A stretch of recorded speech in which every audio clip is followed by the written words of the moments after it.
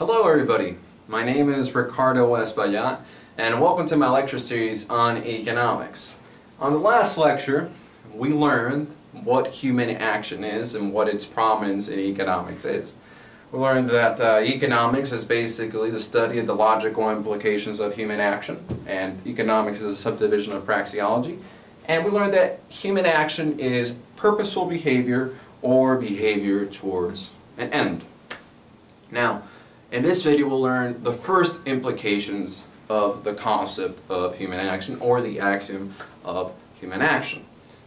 There's a series of implications, but don't worry, we'll go one by one, baby steps as they say, and you'll see you'll easily follow them. If not, again, you can go to the book, read it yourself, but you'll see, it'll be easy to follow. The first thing, or the first implication to know, is that human action can only be done by individuals, aka specific human. It can be done only by you as an individual, by your grandmother as an individual, by your mother, etc. To better understand this point, let's contrast it to the saying, the government did X, corporation did Y, the state did this. See the difference? Here we're talking about collectives doing something, while in the other instance is an individual doing a thing. The reason why it is important to know is that the state in itself does not exist. What exists is a collective of individuals, and we have the faculty to conceptualize that collective and name it the state, or name it corporation, or name it business, or name it party, etc. The point is, only individuals can act. When we say Apple did this recently, no. What really happened was that Apple board of members and etc. and everybody else came together, and at the end of the day probably the CEO took a decision. So that's the important thing to know. Only individuals can act. Alright? Only individuals. I know it's a tedious point, but it's important to know, because we sometimes get lost in these collective terms and actually think that such entities exist. You know, like the state did this. Where is state? Hello state, how are you? Hello? It's only individuals. Alright? The second thing to know is that individuals only act only if they know that they are capable of changing the current state of existence in order to obtain an end. There must be the capability of actually changing something. For instance, every day at 8 a.m. the sun comes up. It might be your desire to change that. You may want it to come up at 6 a.m. But you don't act upon it because you know you can't change that. However, let's say you're found yourself with bread and a ham, and you bring them together, you put the bread and the ham, and you realize that you can actually change that.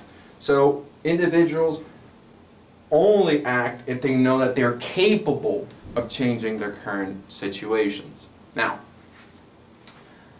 when an individual is encountered in his environment and in a situation, he looks out and he sees, I want to obtain my ends. When he thinks about obtaining his ends, he realizes that there's certain things that he can change and certain things that he cannot. At least he thinks. I'm not saying that maybe in the future he can change things that currently he doesn't think he can change. So, for instance, the sun rising up every day at 8 a.m., currently, right now, that individual might think he cannot change that. He thinks he cannot change it. Therefore, we call that a general condition of human existence or of human action. If an individual, however, looks about his elements and he sees that he can change certain physical properties or combine certain physical properties of matter to obtain his ends, then that is called a mean. Alright, so we have of human action general conditions,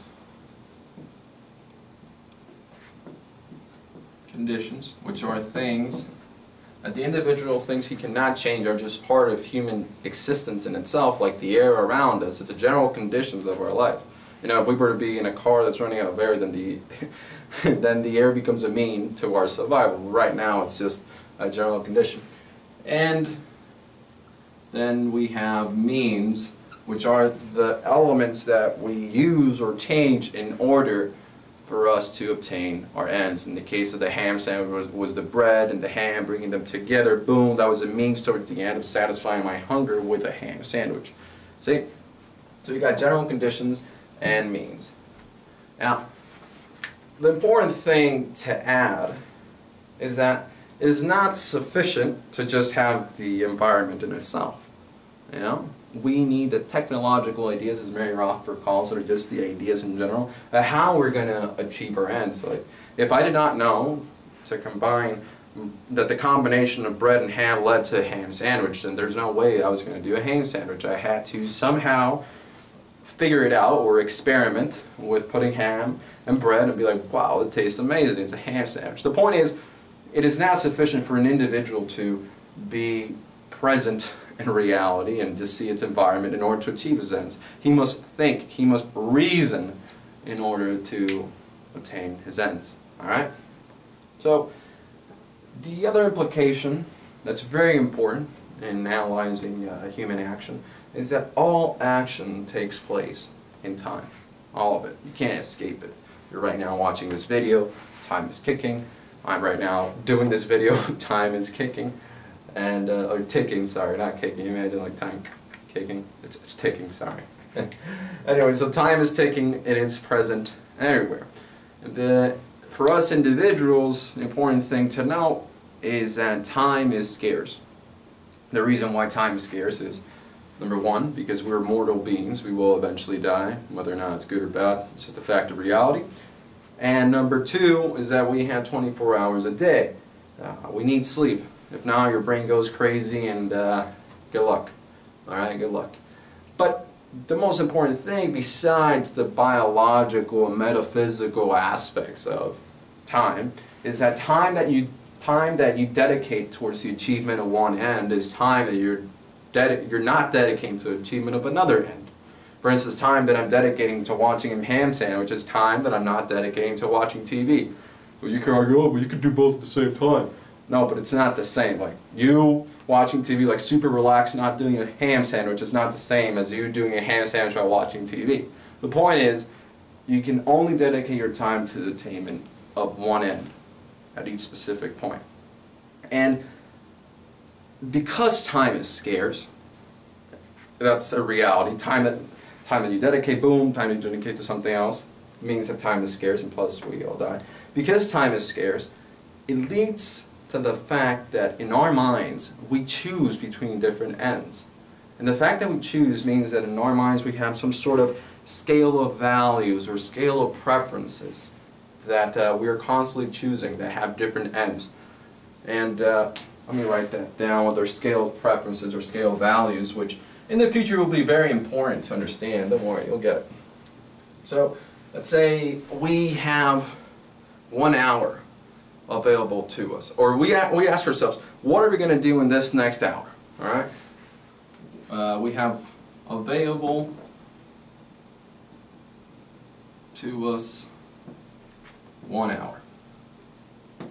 What are we going to do? What are we, or what are you going to do? And kind of going back to the point of the collective and etc. I'm saying we because I'm assuming more people are watching this than just me or maybe the other person, but at the end of the day it's just you who's watching this, alright? What are you going to do in this next hour? One, you could watch a baseball game. 2, you could play video games with your friends. 3, you could go to the beach. Now, the reason why I have numbered these in this, this is your scale of values. Sorry for the messy handwriting, but hopefully you got the point. The reason why I have numbered these is because they're ranked. They have a specific order. This is what you value the most, this is what you second value, and this is what you third value. And all of them require 1 hour, let's say. 1 hour, 1 hour, 1 hour. Given that you only have 1 hour, or you're wondering what you're going to do this next hour, evidently what you're going to do is to satisfy your most urgent want or your most urgent end, which in this case is watch a baseball game. And the important thing to note is that these 2 points, these 2 ends remain unsatisfied because you only have 1 hour available to you. If now you have 2 hours, what you're going to do is you're going to satisfy this first end, and then you're going to satisfy this second end, because now you have 2 hours and this one remains unsatisfied. If now you have 3 hours, in which time is your means here towards your attainment of the end, you have 3 hours and you'll watch your baseball game, you play a video game with your friends, and you go to the beach, and probably the 4th, the 5th, the 6th, and 7th will remain unsatisfied. It's important to know that in your mind all this is constantly changing. A lot of data is entering your brain, you're changing your preferences constantly. But anyways, the point is, from this we can deduce a very important law. Or not a law, I guess a truth. Yeah, you can call it a law. Truth of human action. And the truth is, I know I don't have an eraser, and the reason why I don't is currently I have the means to satisfy my end of having an eraser. Therefore, I use my hand. But don't. Yep, it's a joke.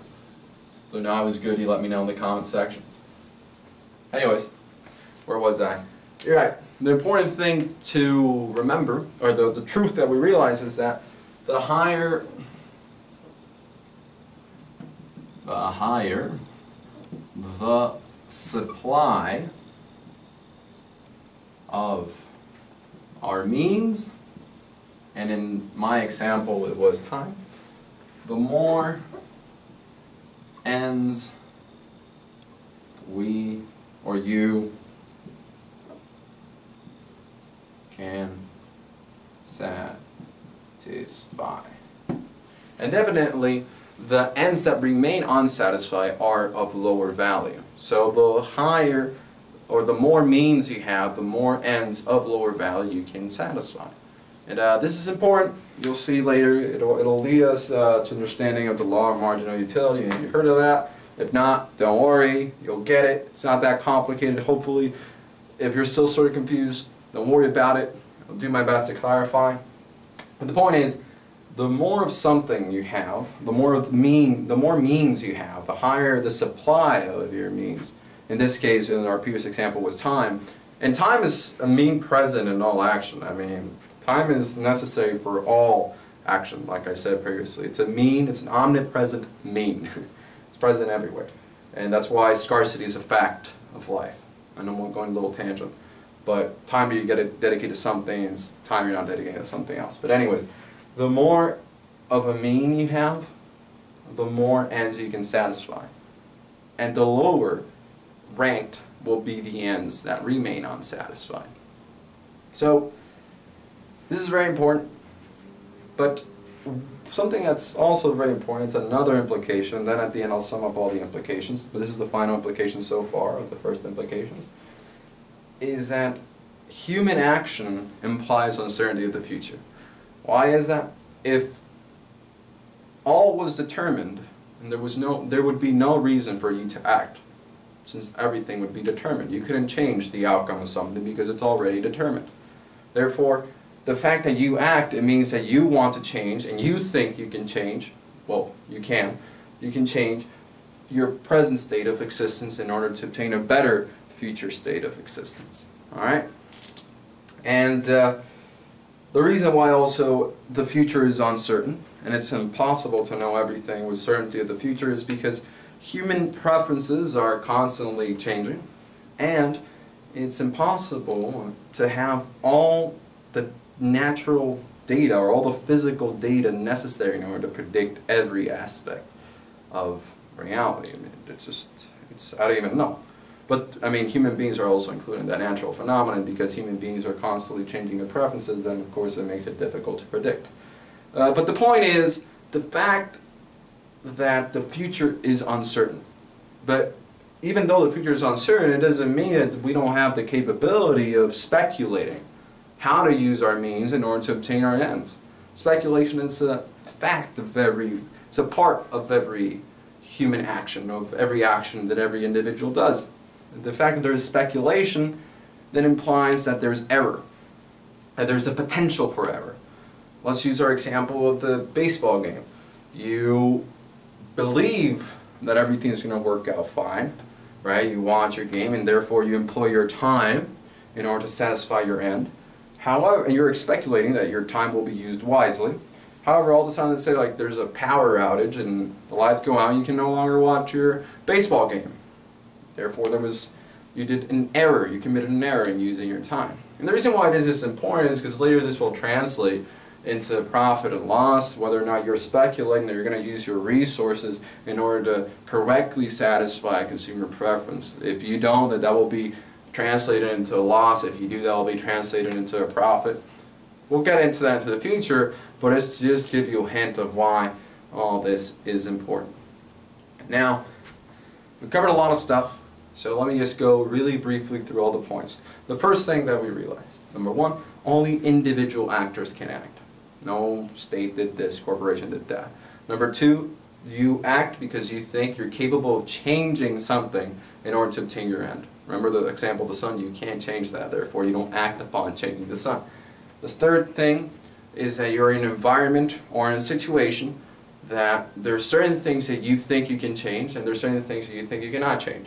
For instance, you can change you can change bread and ham, bring them together and get a ham sandwich. However, and that's called means. You're the bread and the ham come together. That's a means toward your end of satisfying your hunger.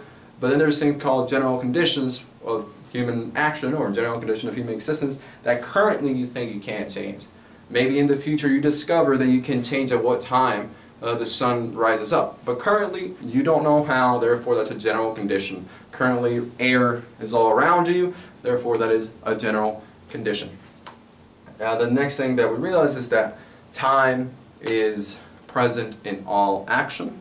Time is scarce because time that you dedicate to something is time that you're not dedicating to something else. You're mortal, and you have 24 hours a day, and time is the universal mean for all action. Given that, we also know that there's a time before the action, there's a time during the action, there's a time after the action. And then the other point that we realize is that because time that we dedicate to something is time that we're not dedicating to something else, is that we learned that we choose how to use our time, which means that we're choosing between different ends, which leads to our scale of preferences. And we learned that our scale of preferences, we have different ends that are competing towards our means, and you will use your means in order to satisfy your most urgent ends. We learned that the higher the supply of our means, the more ends you can satisfy, and the lower in your scale of preferences, or the lower value will your ends that remain unsatisfied have. And because of this, we also learned of the uncertainty of the future. The future is uncertain, however, does not mean that we can't speculate how to use our means in order to obtain our ends, but the fact that there is speculation means that there's the potential for error. I know that was a lot, but you can watch this video again and hopefully you understood everything that I said. For now, have a great day, and if you like this video, please subscribe and follow my Facebook page, Ricardo Antonio Espaillat, where I post a lot of other cool things. I have every Thursday Throwback Knowledge, Fridays I tear to someone for teaching me something, and as of now, Tuesdays I have opinions. I ask you a question and you let me know your opinion. Anyways, hope you have a great time, and thanks so much for utilizing your scarce time to watch this video.